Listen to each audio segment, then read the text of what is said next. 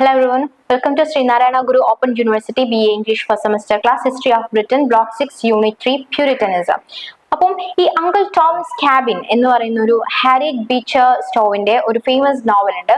ഇതിനകത്ത് ഹൈലൈറ്റ് ചെയ്യുന്നത് എന്താണെന്ന് വെച്ചാൽ അമേരിക്കൻ സ്ലേവറി ആണ്. Okay, uncle's Tom's cabin a famous novel by Harriet Beecher Stowe highlights American slavery. Literature often mirrors society's condition. അപ്പം ഈ literature എന്ന് പറയുന്നത് സൊസൈറ്റിയുടെ സൊസൈറ്റീസ് കണ്ടീഷനൊക്കെ റിഫ്ലക്ട് ചെയ്യുന്ന ഒരു മിറർ ആണെന്നാണ് പറയുന്നത്. We have discussed the factors leading to England's monarchy restoration. These events, including civil wars, influenced Puritan literature in the late 17th and early 18th century. Okay. Puritanism, a 16th century English religious movement. അപ്പം Puritanism എന്ന് പറയുന്നത് 16th century ഉണ്ടായിട്ടുള്ള ഒരു English religious movement ആണ്. aimed to purify the Church of England from Roman Catholic elements. അപ്പം ഇത് aim ചെയ്തിട്ടുണ്ടായിരുന്നത് ചർച്ചിനെ purify ചെയ്യാന്നുള്ളതാണ്.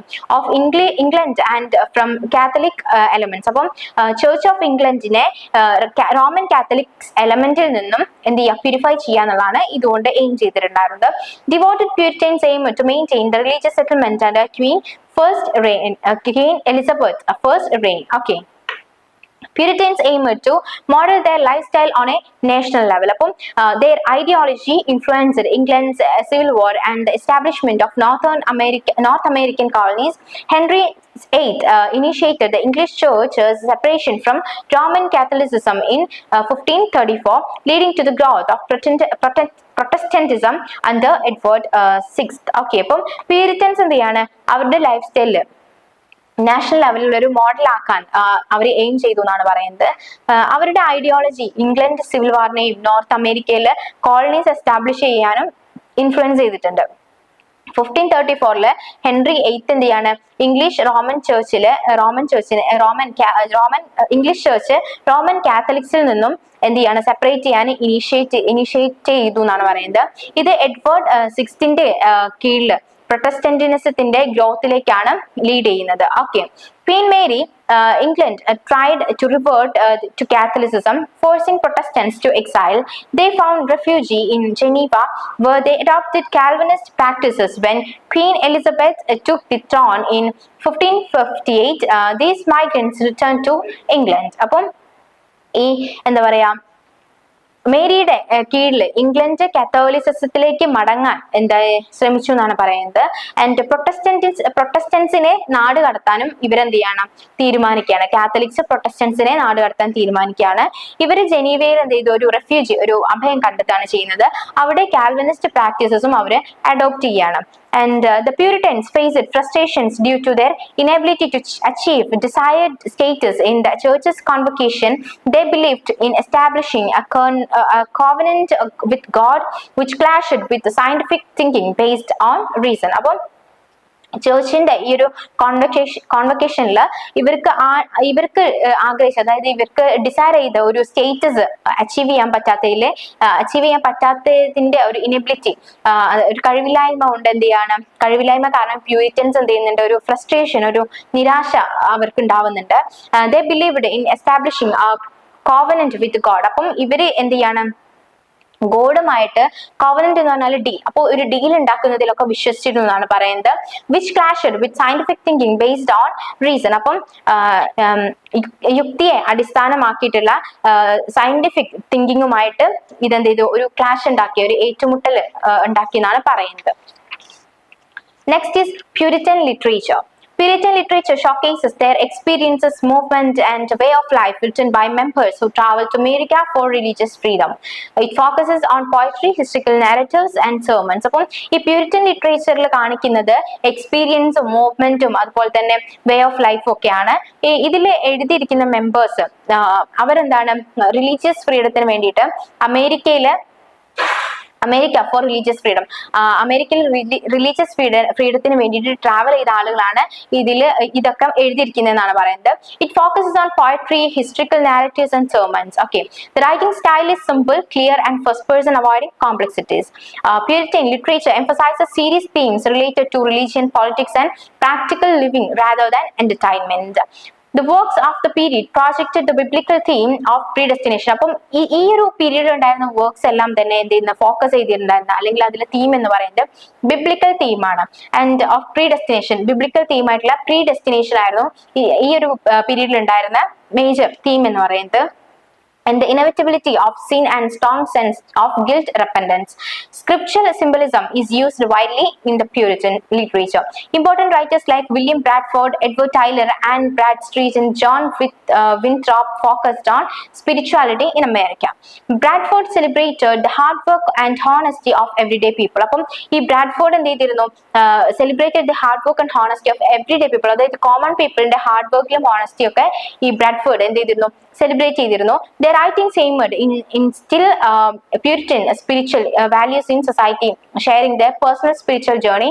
Many American politicians still reference Winthrop's model of Christian charity. Next is Milton, 1608 to 1674. John Milton regarded as a major English writer after Shakespeare. അപ്പോൾ ഷേക്സ്പിയറിന് ശേഷമുള്ള ഒരു major English writer ആയിട്ടാണ് John മിൽട്ടനെ കാണുന്നത്. John Milton was a poet, historian and pamphleteer. His Puritan beliefs also drawn significant interest.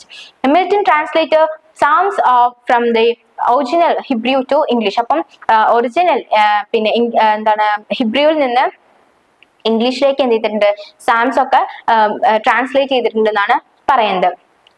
During this period, Milton wrote the Ode on the morning of Christ's nativity in 1629, the sonnet on Shakespeare's in 1630, on time 1632, at a solemn music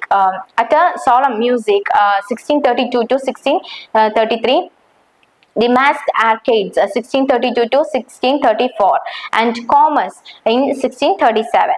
The major poems of this period is Lycidas in 1638, the first pastoral elegy written in the English, mourning death of a college mate Edward King. അപ്പം ലിസിഡാസ് എന്ന് പറയുന്നത് ഒരു morning elegy ആണ്. അത് ഈ നമ്മുടെ മിൽട്ടന്റെ ഒരു front ആയിട്ടുള്ള എഡ്വേർഡിന്റെ പിന്നെ മരണത്തിൽ എഴുതിയിട്ടുള്ള ഒരു എലിജിയാണ് ലിസിഡാസ് എന്ന് പറയുന്നത്. In his adulthood, Milton wrote against the Church of England and criticized the Pope and Catholic European nations. അപ്പം ഈ പിന്നെ മിൽട്ടന്റെ അഡൽട്ട്ഹുഡിൽ എന്തായിരുന്നു, മിൽട്ടൺ ചേർച്ചിന് അഗെയിൻസ്റ്റ് ആയിട്ടും ചർച്ച് ഓഫ് ഇംഗ്ലണ്ടിന് അഗെയിൻസ്റ്റ് ആയിട്ടും അതുപോലെ തന്നെ പോപ്പിനെയും ഒക്കെ ക്രിട്ടിസൈസ് ചെയ്തിരുന്നു എന്നാണ് പറയുന്നത്. He stand up for press freedom in his renowned work. അപ്പോൾ അദ്ദേഹത്തിന്റെ വർക്കിലൂടെ അദ്ദേഹം പ്രസ്സിന് വേണ്ടിയിട്ട് നിന്നു എന്നാണ് പറയുന്നത്, പ്രസ് ഫ്രീഡത്തിന് വേണ്ടിയിട്ട് നിന്നു എന്നാണ് പറയുന്നത്. Pagetica in 1644 അദ്ദേഹത്തിന്റെ വർക്കാണ് ആരിയോപാഗറ്റിക്ക എന്ന് പറയുന്നത്. അപ്പം ഇതിലൂടെ എന്താണ് പ്രസ് ഫ്രീഡത്തിന് വേണ്ടിയിട്ട് അദ്ദേഹം നിന്നു എന്നാണ് പറയുന്നത്. During the 1640s, he penned 5 tracts focused on church and government reform. Milton proposed the abolition of the Church of England and the execution of Charles I through his prose work. അപ്പം ഇദ്ദേഹത്തിന്റെ prox വർക്കിലൂടെ Charles ഫസ്റ്റിനെയും അതുപോലെ തന്നെ Charles ഫസ്റ്റിന്റെ എക്സിക്യൂഷനെയും അതുപോലെ തന്നെ church of ഇംഗ്ലണ്ടിന്റെ അബോളിഷനെയും എന്ത് ചെയ്തിരുന്നു, Milton ഇതിലൂടെ കാണിച്ചിരുന്നു എന്നാണ് പറയുന്നത്. During the civil war, Milton expressed political views opposing tyranny and state-controlled religion. His theological standpoint supported individual conscience freedom, tolerance for differing opinions, and the importance of the scriptures. Next is John Dryden, 1631 to 1700. John Dryden is an English poet, playwright, translator and critic from 17th century. 17th century ഉണ്ടായിരുന്ന ഒരു playwright ആണ്, translator ആണ്, critic ആണ്, English poet ആണ് Dryden എന്ന് പറയുന്നത്. Significantly influenced literature earning the era age of Dryden. അപ്പം ഈ age of Dryden എന്നും ഈ Dryden ജീവിച്ചിരുന്ന ഒരു കാലഘട്ടത്തെ പറയുന്നുണ്ട്. At 11 he experienced the civil war. അപ്പം ഈ Dryden വെറും 11 വയസ്സ് മാത്രം ഉള്ളപ്പോഴാണ് സിവിൽ വാർ എന്ത് ചെയ്യുന്നത് തുടങ്ങുന്നത്. He studied at Westminster School and graduated from Trinity College, Cambridge. He interacted with notable figures like John Milton and Andrew Marvell. In 1668, he became the first official poet laureate of England. ഇംഗ്ലണ്ടിൽ തന്നെ എന്താണ് first official poet laureate ആവുന്നുണ്ട് 1668.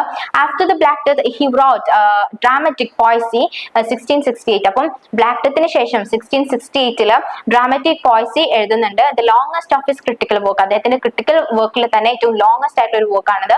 Dryden also wrote satires such as Macflechno, written about 1678 but published in 1682, Absalom and Achitophel 1681, and Medal 1682. The success of the first two works made him the greatest verse satirist of the time. One of his greatest achievements was the translation of the complete works of Virgil, published in 1697. He standardized the heroic couplets in English poetry, applying them in a number of satires, religious pieces, fables, epigraphs, prologues, and plays. Next is Edward Tyler, 1642 to 1729. Edward Tyler, a Puritan poet and minister, was an influential literary figure in colonial America. Colonial America തന്നെ ഒരു influential literary figure ആയിരുന്നു ഈ Edward Taylor എന്ന് പറയുന്നത്. ഒരു Puritan പോയറ്റും കൂടിയാണ്. Born in England and well educated, he disapproved of King James II and his colonial decision. അപ്പം കിങ്സ് ജെയിംസിനെയും അദ്ദേഹത്തിന്റെ കൊളോണിയൽ ഡിസിഷനെയും ഒക്കെ ഡിസപ്രൂവ് ചെയ്തിരുന്നു നമ്മുടെ എന്താ Edward Tyler. Okay, but welcomed the 1688 revolution. At age 25 he moved to America. Tyler's poems were traditional in their basic character. അപ്പം ഈ ടൈലറിന്റെ poems ഒക്കെ എന്താണ് ട്രഡീഷണൽ ആണ്, അതിന്റെ ബേസിക് ക്യാരക്ടർ വെച്ചിട്ട് അത് ട്രഡീഷണൽ ആണ്, പക്ഷേ അതിന്റെ ക്വാളിറ്റി ഡൈനാമിക്സ് വെച്ചിട്ട് അത് മോഡേണും ആണെന്നാണ് പറയുന്നത്. ഹിസ് പോം was means of spiritual revival which glorified the Christian experience. He used biblical references plenty in his poem. അപ്പം ഈ പിന്നെ എഡ്വേർഡ് ടൈലറിന്റെ പോംസിലൊക്കെ തന്നെയും കൂടുതലായിട്ട് ബിബ്ലിക്കൽ റെഫറൻസസ് ഉണ്ടെന്നാണ് പറയുന്നത്. His main biblical references were based on the Old Testament. Okay, his collection of sermons Christographia is about the human and the divine nature of Christ. Okay, അപ്പം ഇദ്ദേഹത്തിന്റെ sermon ആയിട്ടുള്ള ക്രിസ്റ്റോഗ്രാഫി എന്നുള്ള സെർമണിൽ അദ്ദേഹം ഡിവൈൻ നേച്ചർ ഓഫ് ക്രൈസ്റ്റിന്റെ divine നേച്ചറിനെ കുറിച്ചും ഹ്യൂമനെ കുറിച്ചിട്ടാണ് പറയുന്നത്. His work are cited as the best example of Puritan works in America. Next is metaphysical poetry. By the 17th century, Elizabeth poetry was exhausted. 17th century ആയപ്പോഴത്തേക്കും Elizabethan poetry ഒക്കെ പതുക്കെ decline ചെയ്യാൻ തുടങ്ങി. In the 17th century, Elizabethan poetry felt stale with its little originality. Poems had overly sweet melodies and excessive romance, lacking depth. അപ്പം ഈ ഒരു 17th centuryയിൽ Elizabethan poetry ഒക്കെ ഞാൻ നേരത്തെ പറഞ്ഞ പോലെ തന്നെ എന്ത് ചെയ്യാൻ തുടങ്ങി, പതുക്കെ എക്സോസ്റ്റഡ് ആവാൻ തുടങ്ങി.